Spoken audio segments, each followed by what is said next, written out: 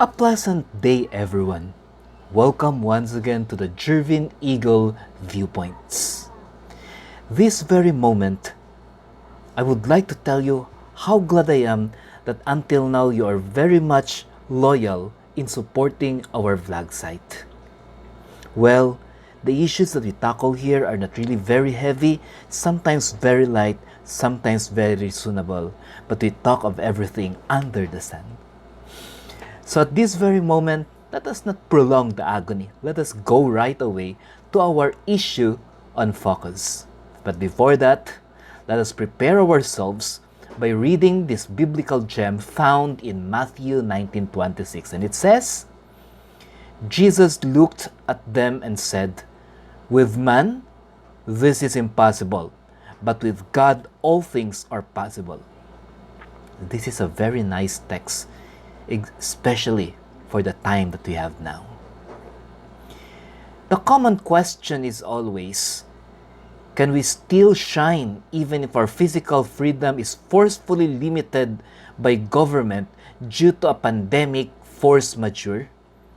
Simply trying to say, can we still be productive even with a community quarantine in place? Is it still possible? Well, let us try to answer this question very simply and very understandably. How do you spell COVID? That is COVID. Again, COVID. These 5 letters will be the acronym to the answer that we will be giving to the question, can we still be productive even if there is a community quarantine, or can we still shine even if there is a force majeure? Well, let us start. C is for Christ-centered preparedness. That means that we are preparing for something that is worse, but we are not also forgetting that if things becomes worse, Christ is our only option. We as Christians can shine during this time because we can show the world that there is no better option than to leave it all to God. If God is in control and we worry less, that is practically displaying faith. The next letter is O. O stands for obedience to the government ordinance. We can always shine if we will not create something that will help darken the society. Obedience is a virtue that helps promote order when there is commotion and lack of systematic procedures. If we are good influence to others, when others see us doing good, following ordinances and protocols, they will be blessed by this exemplary act, and by then, we shine in the midst of a limited area of socialization because they will follow us. Let's go to the third letter, V. V stands for volunteer to become a sensible citizen. In times like this, people prepare, obey government mandates, but do nothing to help in the cause of facing the tribulation. This is more than death itself. Sensibility is institutional, not merely individual. A good example for this is, when we are quarantined, that means external paralysis of business and interaction with community.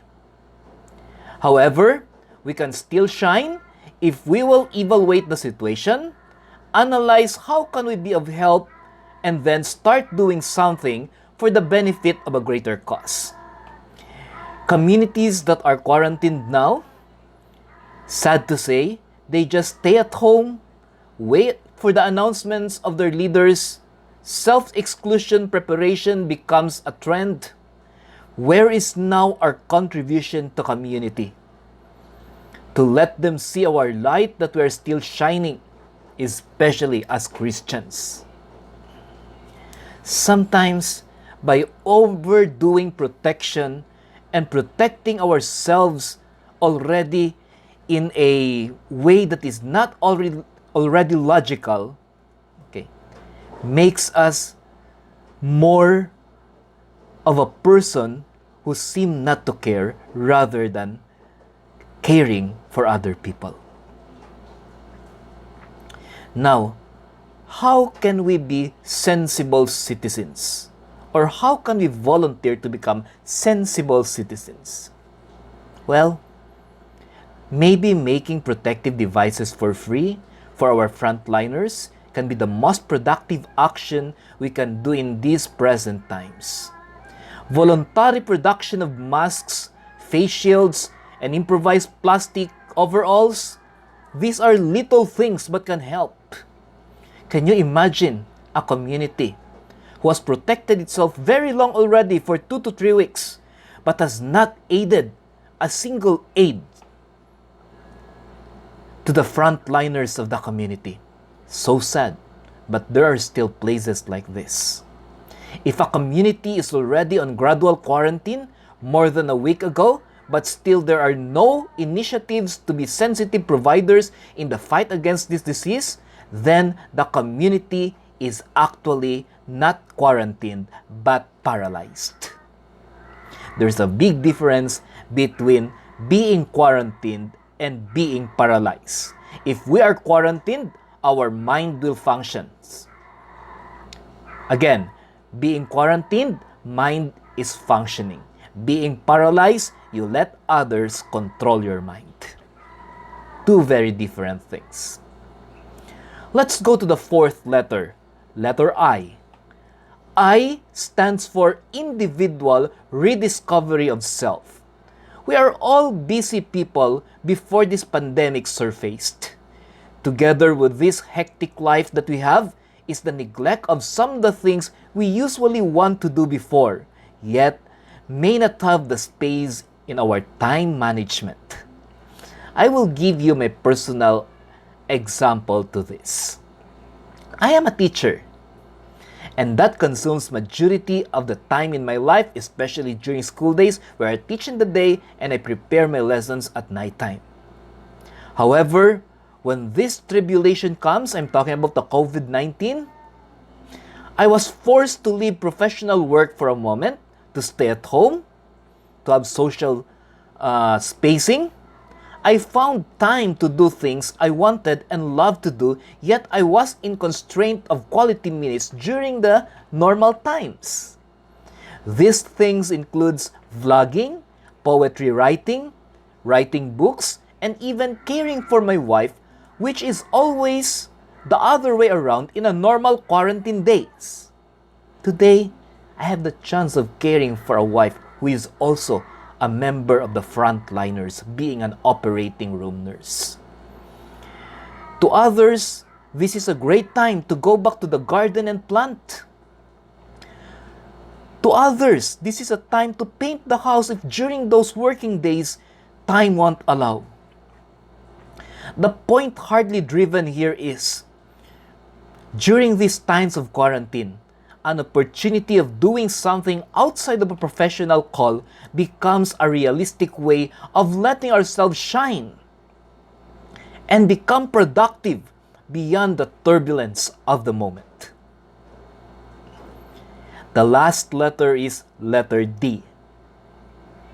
D stands for devote more time for God and family. It is during these times that we need to search more on what God wants us to do to become more effective in helping His ministry, especially when the prophetic time is already slowly appearing. We should have more time for prayer. Oftentimes, man will always be forgetful of his religious duties, not unless a calamity strikes, just like now. During these times, beloved vloggers and vlog aficionados, prayer, faith, and hope should be more strengthened by intensified Bible reading. Why? Because we have time already. We have all the time in our life because we are staying at home now. Devoting time for God also means giving time for the family to be together at home, even though social spacing, of course, should be implemented. This is the time when a busy dad who cannot even find time to talk to a daughter who is in love because of hectic work schedule can find time to catch up with the daughter. This is now the time when a son who cannot always catch his mom to be not tired can have time to cook with mom together and share funny secrets in the kitchen. Just the kind of time we don't have in the normal hemisphere before it got disgusted and distorted by this very unrelenting virus.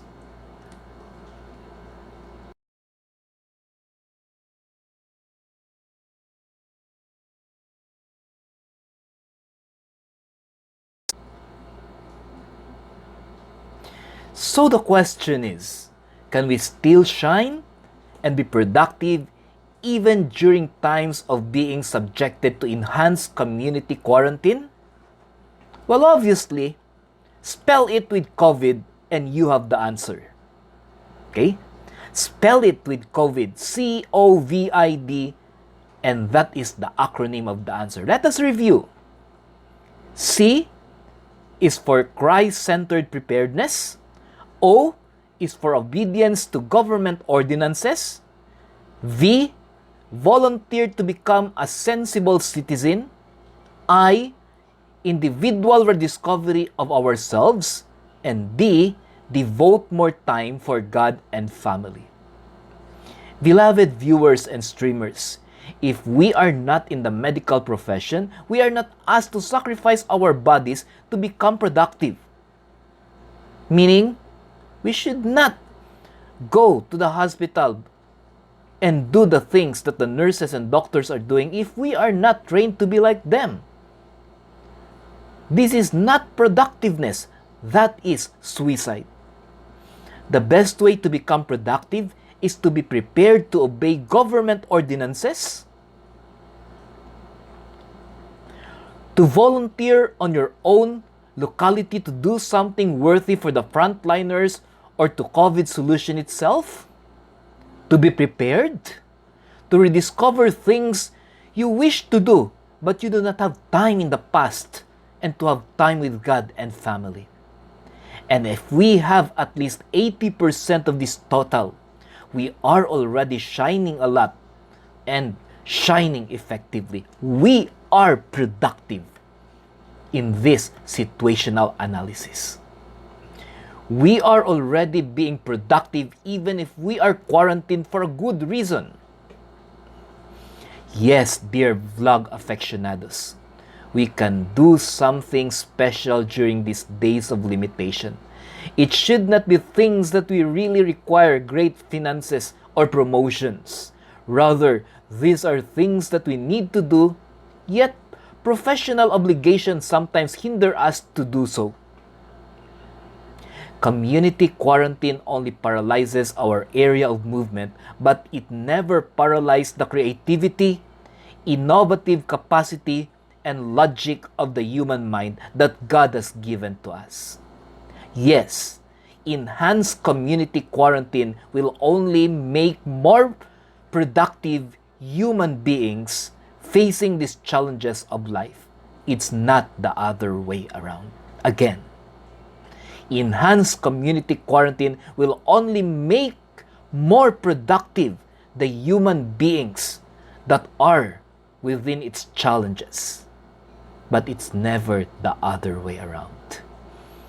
This is your content provider and freelance vlogger, Bros Gonzaga Jr., known to my students as Sir Noy, reminding us that in these times, only our spaces are quarantined, but our minds are still very free to the best that we can do for God and for our fellow men.